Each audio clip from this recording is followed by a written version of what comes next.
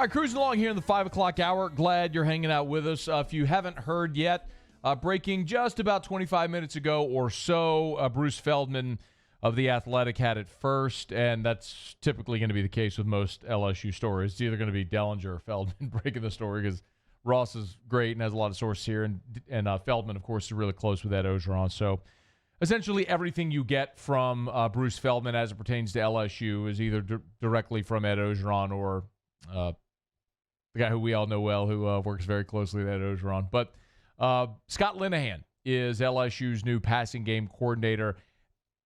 I'll tell you this, my first reaction was I didn't expect that. The week that LSU won the national championship, of course, they won on a Monday, and the whole week was a whirlwind where we found out that Joe Brady was headed to Carolina, and then we found out that Dave Aranda was going to Baylor, and then, of course, LSU had just that all of the defections for the draft because they had to make the decision by Friday, and then Friday was the trip to the White House, and the whole week was just very much a whirlwind. And when that week sort of settled, some of the conversations that I had was that LSU was inundated with interest in this job, and with a lot of good reason. They were preparing to pay Joe Brady 7 figures. Clearly, you're going to work with some elite talent, and it was obvious that in so doing, guys, as we've seen, both on-field and off-field roles on the staff, have been able to get promotions through their time working on the staff. So there was going to be a lot of interest, but the thing that surprised me that there was a ton of interest coming from the NFL.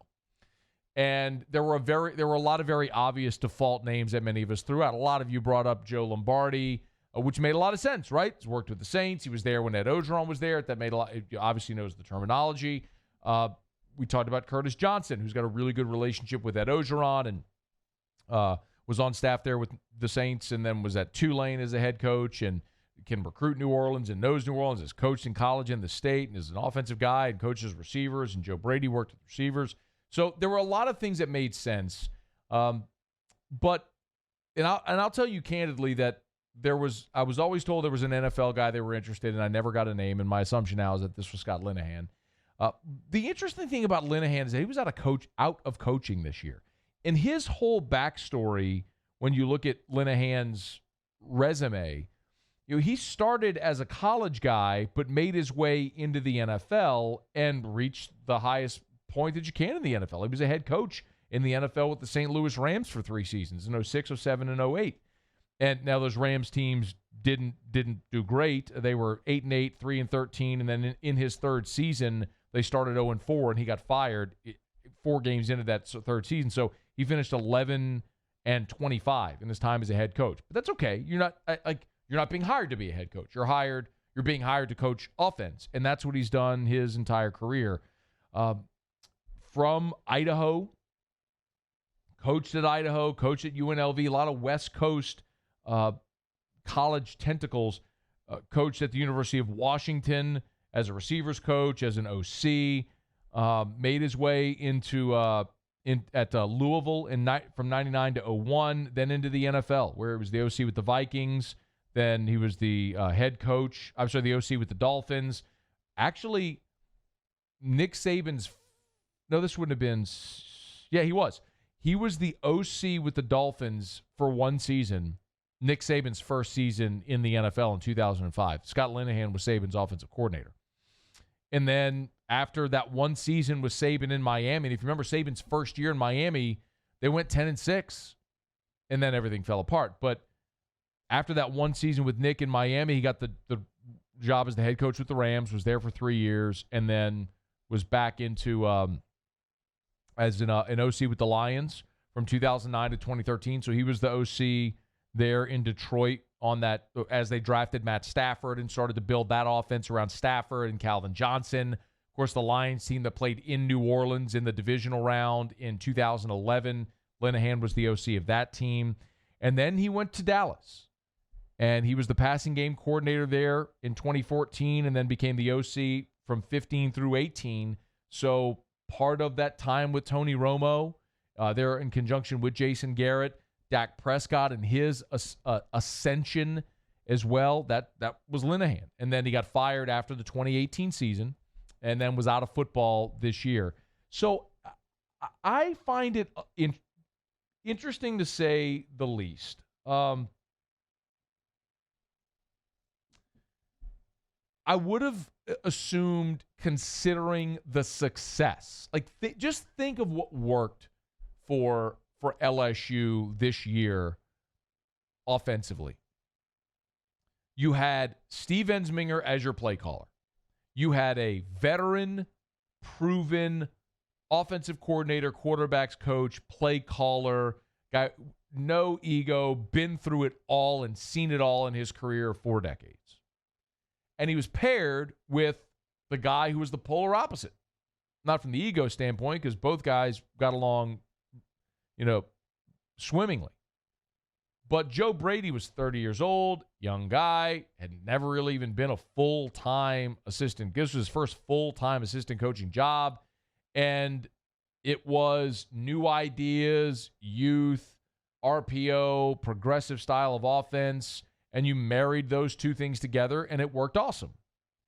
It would have made a lot of sense to try to strike gold again in that sense, and instead you went the polar opposite. I mean, you've gotten a guy who's done everything from being a college coordinator, working in the high school level, a college position coach, a college coordinator, an NFL coordinator, an NFL head coach, and now at 56 years old, having been out of the game for a year, is back in, and so he'll pair with Steve Ensminger. I am curious mostly about two things with this. Number one, how innovative will Linehan be coming in? And that's something I can't tell you candidly that I know a lot about, just off the cuff. How innovative can Linehan be in the sense that Brady was? Now, sometimes there's something to be said for if you've been around offense and offensive football long enough that you can adjust and adapt. To what degree, we'll find out. And then how do Linehan and Ensminger get along? Because, look, LSU, people forget this in some sense, but last year wasn't the first year that LSU had a passing game coordinator. Jerry Sullivan was the passing game coordinator 2 years ago. Like, that was his title. He was an analyst, and they felt like they needed help on field technically with their receivers, so they brought Sullivan into that role as passing game coordinator, working with Steve Ensminger and working with the receivers. And this hasn't been talked about a bunch publicly because it just hasn't really been needed to, but Jerry Sullivan started the season in the booth next to Ensminger in the same way that Brady was. And at a certain point in the season, Sullivan wasn't in the booth anymore. It was almost like, all right, I got this. However they want to paint it, but that's what happened in 2018 was Steve and Jerry, that in-game synergy wasn't there. And so Sullivan went back down to the field and Ensminger stayed in the booth. I think he had a GA spotting for him at that point, kind of helping him in the booth. But so I'm curious about this because, how do Linehan and Ensminger work together? How does that relationship go? Because I think that is as critical as anything. How the two of them work together on a game day and not only game planning, but on a game day calling plays and working together through 60 minutes. But I will say that there are many overwhelming positives to something like this. I remember I said the same thing when LSU hired Cam Cameron. And we might turn our nose up a little bit at that, but I think context is important. Cam had one season as a head coach with the Dolphins, and they were 1-15. But my point then is what I'll say now as well. Anybody who is able to convince a billionaire owner that they are the right person to lead their billion-dollar entity, you've got some kind of it factor.